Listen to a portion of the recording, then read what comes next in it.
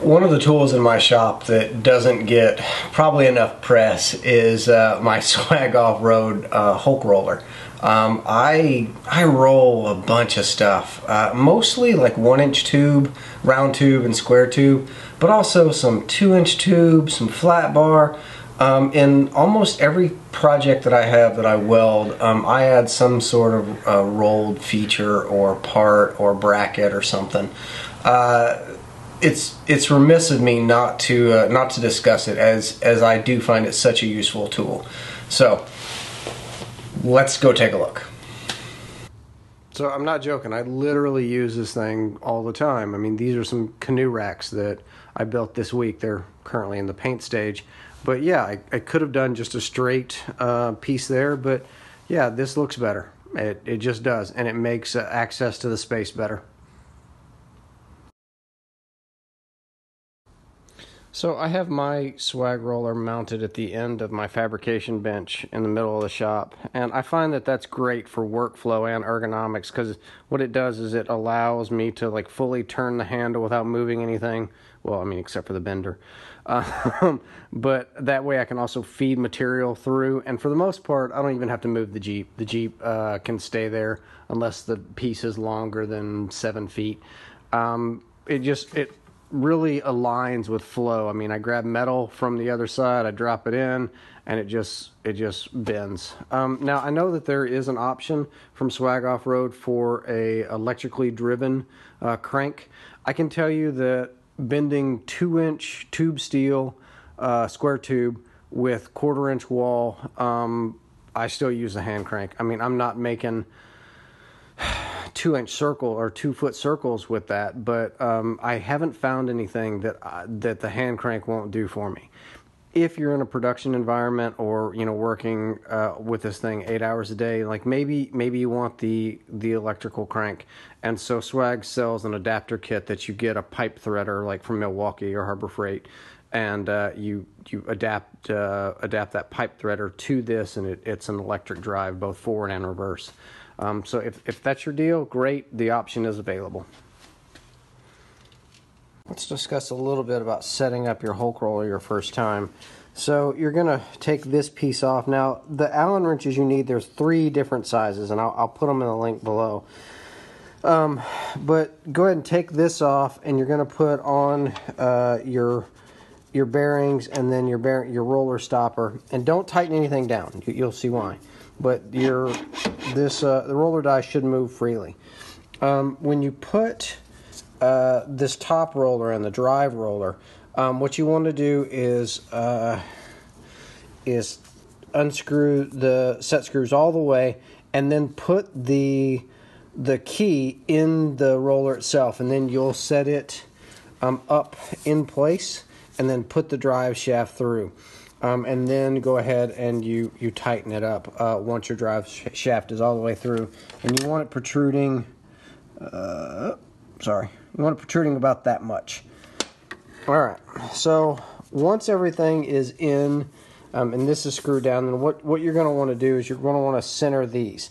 And if they're off center, if this one's over a 16th and that one, it's not going to work. So you want everything lined up with your drive wheel. And you're going to get whatever size you're bending. Right now I'm going to bend some 1-inch square tube. Whatever size you're going to bend, go ahead and get a piece of that and put it in place, and then bring your drive the drive wheel down to where it touches, and that way you can center both of these on that and with each other before you tighten these down. Alright, so let's see what that looks like. So like right now I have these set here in the center on the second pin. If I'm doing larger tube, like 2.5-inch stuff or really thick walled stuff, I'll move it way out. That's one of the nicer things with this roller compared to other rollers, where you just have like these 2 spaces or even a single space. The ability to move your rollers out to give you more mechanical advantage on thicker material, larger material, really does make a difference, and makes it so that this hand crank is capable of most everything. Alright, now I have this piece in, and you can see I've dropped the drive roller drive roller die all the way down, so it just barely clears. And then there is a little play in there, and that's what you want, but that is, it rolls back and forth freely without getting stuck or twisted or anything. So now, go ahead and push these up nice and tight against the bearings, and then tighten these on either side. Now you don't have to just super crank on them. They'll just get them hand tight. While it adds a little bit to how dirty the tube is when you get it off, you're gonna have to clean it before you weld it or paint it anyway. So what I really like to do is add a little bit of machine oil or 3-in-1 oil to the dies before I bend anything, and then I'll clean them up with a rag and re-oil them before they go back into their storage. DRO setup and installation on the roller is easy peasy simple. The only thing you need to remember is that right there where this bolt is, behind that, make sure you put the washer, because if you don't put the washer there, then what happens is the sensor itself, these screws bottom out on the body. So just make sure that you put that washer there. I could have some better cable management, but this works.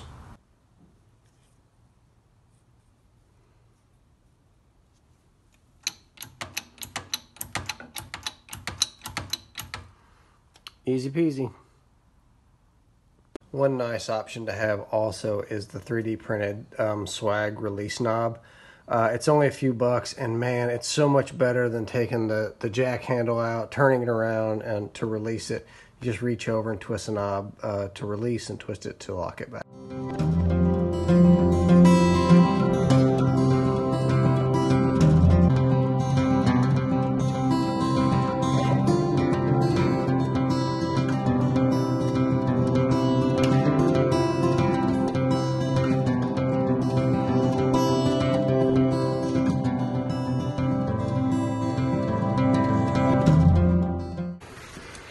Now, be real careful as you get to either end that you don't roll this off the die.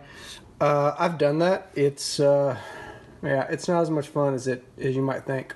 So, just be careful. Just watch, pay attention when you get to either end, so you don't roll it off the die. And there we go. 2 arcs with the same radius. So super happy about that. Let's get to getting and start welding. So as I mentioned, I do a lot of rolling on some different sizes. For the most part, most people can get by with 1, 2, 3 sets of dies forever and always, and it's not a big deal. I got more dies than that. So instead of having them just like poking around the shop and on this shelf and on that shelf and just sitting somewhere and not being able to find it when I need it, I actually went through while I was healing from shoulder surgery and organized some toolboxes, and specifically organized a toolbox for all of the roller dies, so that way I can find them all, that they're all taken care of, there's not going to be any dents, dings, scratches, rust, that sort of thing. So here's my process in doing that. I did the CAD work and design in easel, and did a couple of different versions for the drawers themselves, and then cut it out on my X-Carve, which actually took almost no time. Cleaned everything up with a 16th inch roundover bit and the router, and then glued the pieces that I cut out to some additional 1/2-inch plywood just to add strength and to keep it, off the toolbox itself.